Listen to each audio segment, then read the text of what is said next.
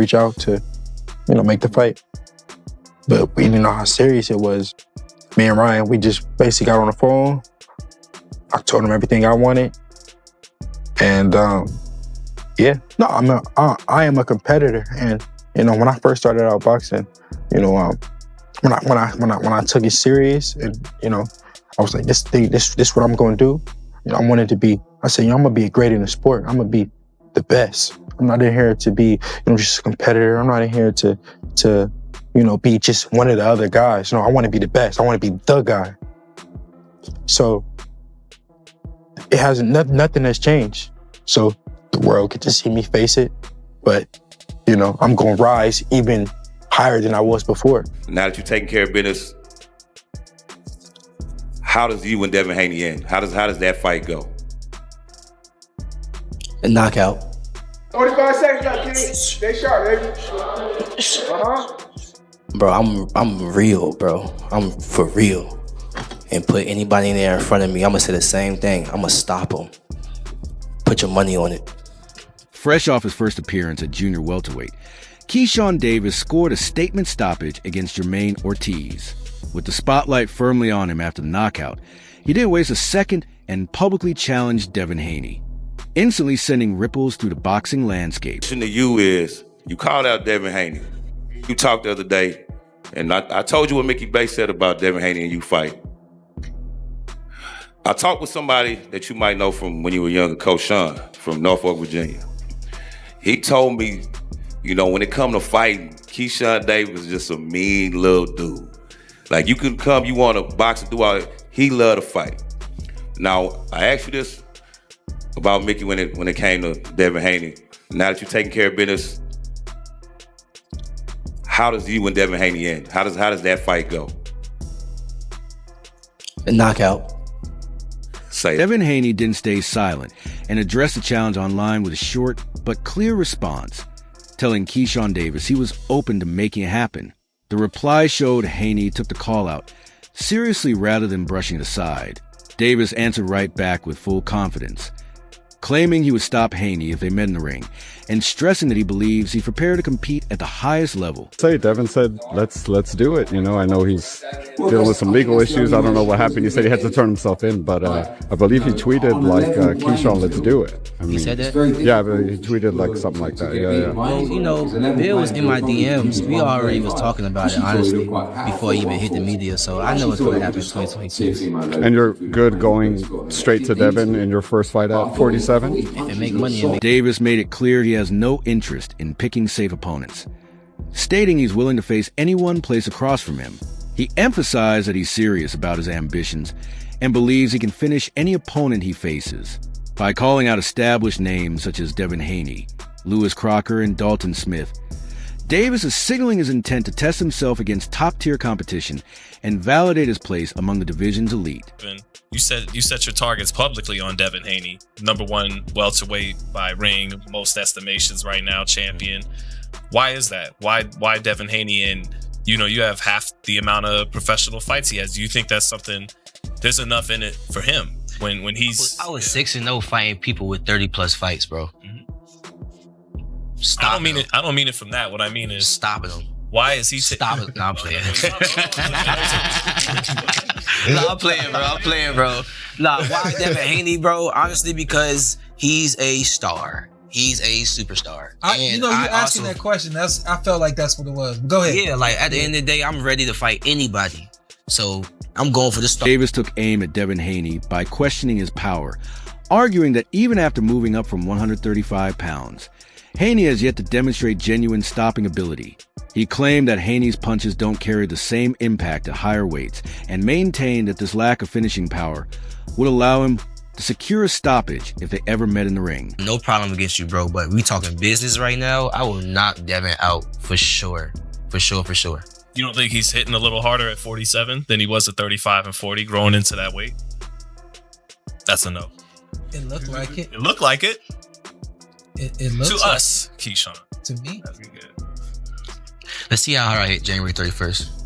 I like it. Do you think you're already a bright enough star that he'd be willing to take? Because, as a businessman, risk reward. You think you bring enough to the table that he'd want to take the fight? He would take the fight? Hopefully, bro. I hope he would take the fight. In terms of answering your question, a bright enough star, he's already entertaining me on Twitter and social media and stuff like that. So I guess he sees some money potential in this fight right here. But what I would like to do is I would like to become champion, because that just speaks for itself. Once I come to the champion with the table, you can't play with. Davis explained that from the beginning of their careers, he felt overlooked by Devin Haney. He believes Haney consistently dismissed him, never viewing him as a legitimate danger or recognizing his abilities. Even as Davis continued progressing and positioning himself among top-level competition. Situation with you and Dev. Yeah, I never with Cuz. Why? Because Cuz never with me. On what tip? Bro, it was like times where me, I was always around Shakur as an amateur and shit. So Shakur introduced me to Floyd, Devin Haney, all that type of shit. So there's a hell of times I'm around Devin Haney and we 24 fitness playing basketball, regular shit before niggas became celebrities type shit, or just who we are today. And nigga never even looked me in my eyes. Nigga never showed me respect. Like nigga never.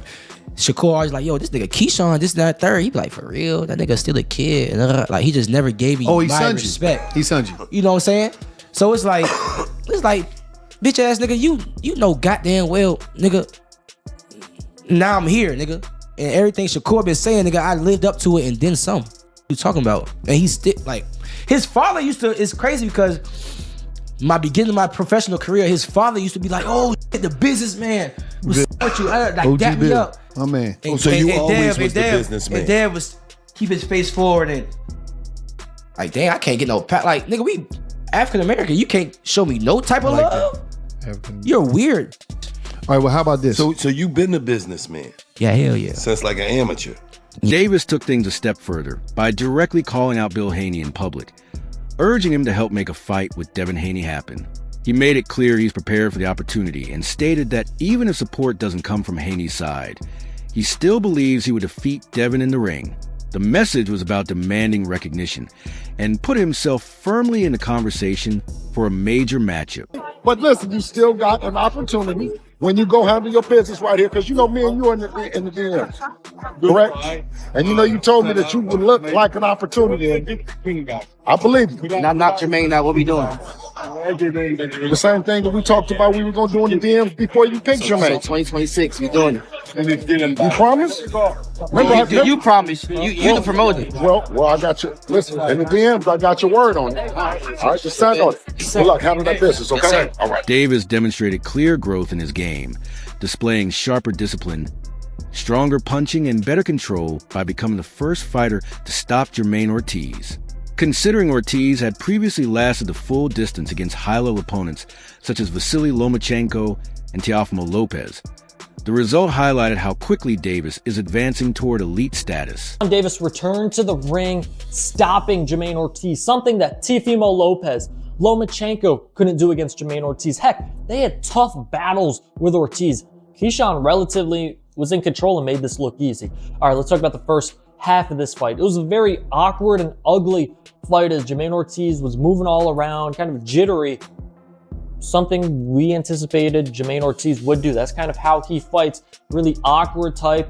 Keyshawn Davis was like, all right, cool. The jab was phenomenal for Keyshawn. Yes, the power punches through like the first half of the fight were even. The jab was way in favor of Keyshawn Davis. That's how he was able to keep Jermaine Ortiz at range. So when Ortiz tried to come in quickly, Keyshawn wasn't having any of it. Then the second half of the fight, really rounds 8 through 12, Jermaine Ortiz realized, I can't keep doing that. I'm gonna have to just stand right in front of him and kind of box and try and land some shots, because Ortiz did land some shots on Keyshawn, nothing of note. And then when he stood in front of him, man, Keyshawn picked him apart. The jab, the right hand, the left hand, hooks.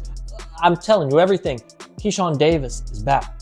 In the 11th round, stops him with drops him with a body shot, goes to the head, nice right hand. Then you can see on the replay, he looks down, sees Ortiz is covering with his hands up here, looks at the body, sees it wide open, left hand to the body, drops him. Ortiz has to take a knee. Then the 12th round, Ortiz has an awful left eye, swollen, basically shut. They're like, all right, last round, let's go ahead. Keyshawn, 15 seconds left, does what he needs to do, gets the stoppage, the TKO. Ref says, yeah, no, I can't do it anymore. I can't watch this. And Keyshawn Davis is back. Hey, he called out Devin Haney immediately after the fight.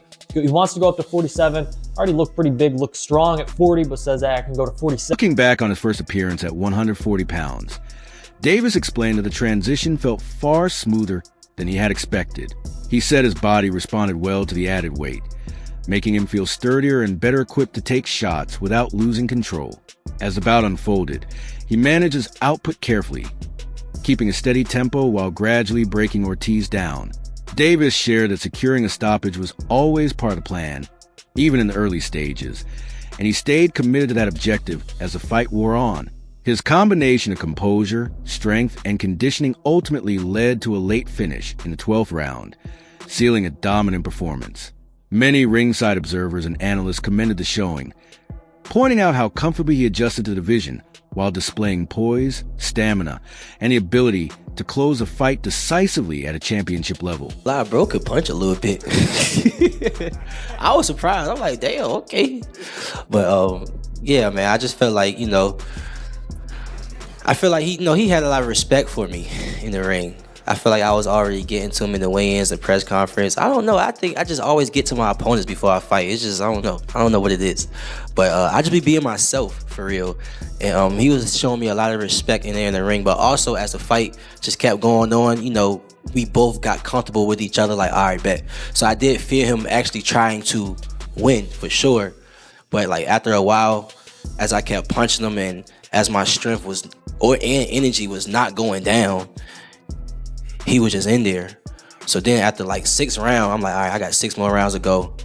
I'm really about to try to stop you now. You know what I'm saying? Even in the 12th round, I'm like, I'm about to stop you. Like it never left my head. Like, I'm about to stop you. Like, every round, I'm about to stop you. I don't know when it's going to happen, but it's going to happen. Davis opened up about the difficult road that led him back into competition, explaining that the period between fights was filled with emotional ups and downs and personal challenges. He admitted there were moments when he seriously questioned whether continuing in boxing was the right path, underscoring how heavy the mental strain had become. In spite of that uncertainty, he stayed committed and ultimately delivered on a promise he had long made to supporters by earning a knockout in his first fight at 140 pounds against Jermaine Ortiz. Competing in front of a crowd of around 20,000, Davis spoke about feeling a strong sense of appreciation and renewed direction, describing the win as a defining chapter in his journey. He portrayed the night as the realization of a long-held vision, showing how resilience, belief, and persistence can transform adversity into a breakthrough moment, and signaling that his career is now moving forward with renewed momentum. A win in his debut at 140 to cement his status as a top player in the division, and I'm going to turn it over to Keyshawn. Well, first things first, all glory to God. Jesus Christ for giving me this win. It's been a long time coming, man.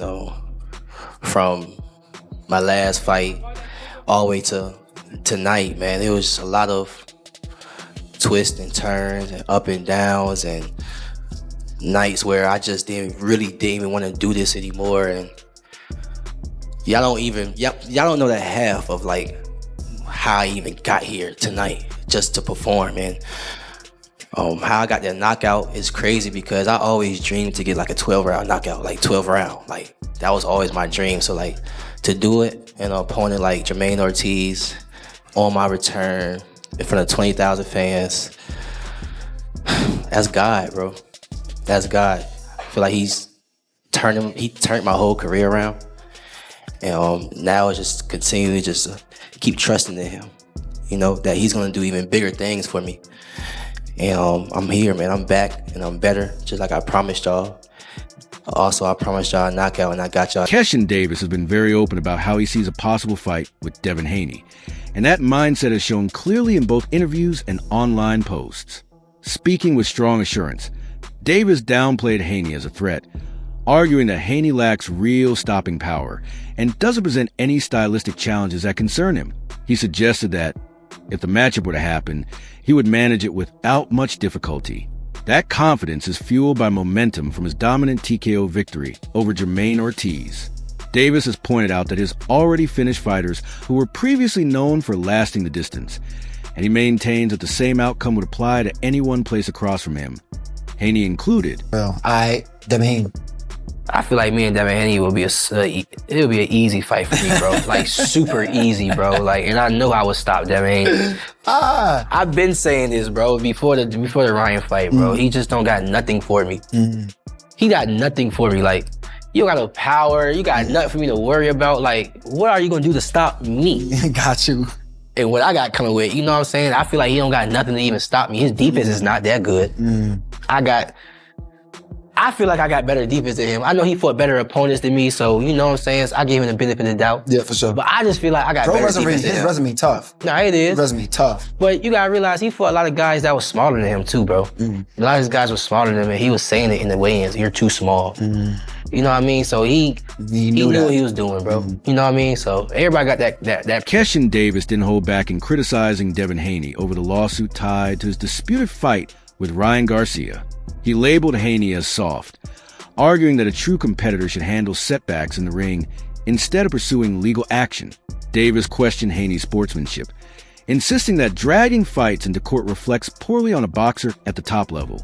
He also suggested that Haney's career has been overly sheltered, pointing out that his father's guidance and outside support have shielded him from real challenges, painting Haney as someone who hasn't faced significant adversity despite his undefeated record. Us seeing Devin Haney doing all of this with a person that had 0.1 estrogen, and we all seen that Ryan Garcia was still in there getting tired. It's like, bro, I'm sorry, there's no other word to put this. Excuse my language. That's how I feel. You're soft. You will not take your L's. You a person that been given everything all your life. Daddy's boy, making sure you been straight all your life. And now you took your first loss. I feel like you don't even know. Despite Keyshawn Davis questioning his power and durability, Devin Haney maintains that he has proven his toughness and ability to endure at the elite level. Reflecting on his fight with Ryan Garcia, where he was floored 3 times, Haney highlighted that he recovered each time and continued fighting, demonstrating both his resilience and determination. He stressed that facing challenges head-on is part of growing as a top-level fighter, and that a capacity to get back up under pressure shows a level of grit and perseverance often overlooked by critics. Say, oh, he don't have a chin. No, when you get hit and you get up, that's what's showing you have a chin. Being able to get hit and get right back to it. Did you ever recover from that getting hurt the first time? In the very first round? I feel like I recovered because I wasn't that hurt. It was more like a surprise. Like shock. Yeah, exactly. So I feel like I recovered. What is Bill telling you throughout the course of the fight? What did he have? What type of urgency did he have? What was he saying? Like I said, I don't want to speak on that too much for various reasons, but yeah. Are y'all still taking legal action over what he did? Are y'all still thinking about it? Andre Ward, the former 2-division world champion and respected boxing analyst for HBO and ESPN, has openly praised Devin Haney's abilities, dedication, and potential, giving his assessment significant credibility, given his standing in the sport. Ward emphasizes that Haney is a focused and disciplined athlete, fully committed to training and maintaining concentration, which makes him a difficult opponent. Particularly for a young champion still developing his full potential, Ward's recognition goes beyond casual compliments. He notes that Haney's mix of skill, preparation, and discipline positions him to become a future superstar if applied effectively in high-stakes bouts. He has also defended Haney's performances in contentious matches, such as a close fight against Vasily Lomachenko, encouraging critics to evaluate such outcomes fairly. This endorsement from someone of Ward's stature underscores that many insiders consider Haney among the elite fighters in boxing today. Bill Haney has done a masterful job with how he's moved his son. And Devin Haney is the truth. He's got skill. He's probably one of the most technically sound fighters in the game today. I think Haney has the advantage because similar to me and Kovalev, people think, oh, he's been at the weight class longer, so he's bigger. It's like, nah, he might be bigger. Doesn't mean he's stronger. And he's sucking himself down to get to 140. That shows up after that 6th or 7th round. The guy coming up, if he knows how to box and he knows his way around that ring, he ultimately has the advantage because I don't have to look like a skeleton on that. Do you think Keyshawn Davis would actually defeat Devin Haney if they stepped into the ring? Or is this all just talk with no fight on the horizon? Drop your predictions and thoughts in the comments below.